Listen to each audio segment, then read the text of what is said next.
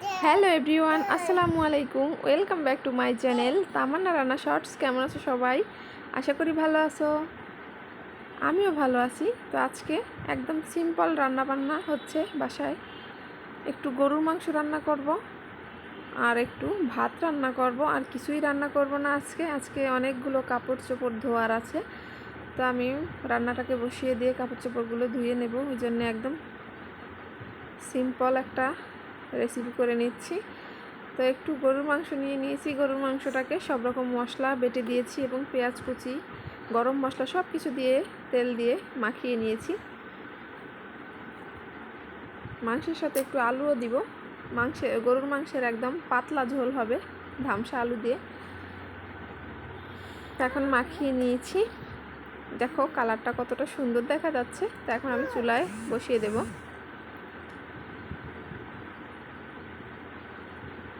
তো দেখতেই পেলে রান্নাটা বসিয়ে দিয়েছি। এদিকে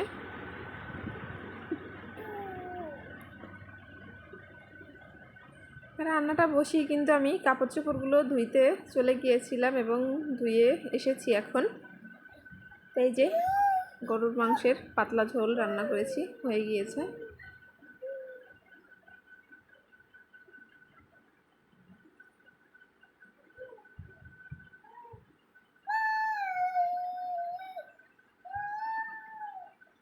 এরপর কাপড় চোপড় নিয়ে ছাদে চলে এসেছি। এই যে এই সব কাপড় চোপড়গুলো আজকে ধুয়ে ছাদে দিয়ে দিয়েছি, যেহেতু কয়েকদিন বৃষ্টি হয়েছিল। বৃষ্টির কারণে ছাদে আসতে পারিনি, অনেক কাপড় চোপড় জমা হয়েছিল, সবগুলো আজকে ধুয়ে ছাদে মেলে দিয়েছি। এই যে আরাপ একটু ছাদে এসেছে, খেলা করছে। আরাপ ছাদে আসলে খুবই খুশি হয়। আর এই ছাদটা অনেকটা পুরনো হলেও খুবই সুন্দর লাগে ছাদে আসার পরে। অনেক গাছপালা আছে চারদিকে, ফলের মৌসুমে আরও বেশি ভালো লাগবে এই ছাদে।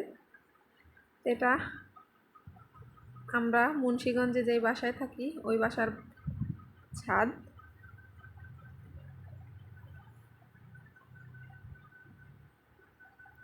তো এইখানে পাশেই আছে বিল। আসলে গ্রামে থাকার এটাই মজা, প্রাকৃতিক সৌন্দর্যটা উপভোগ করা যায়।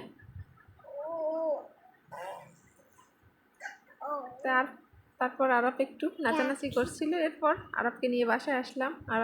আরবকে একটু কথা শেখাচ্ছিলাম। ও এখনও যেহেতু কথা বলতে পারে না, অল্প পরিমাণে কথা বলে, বয়স তো বেশি হয়নি ওই জন্যে।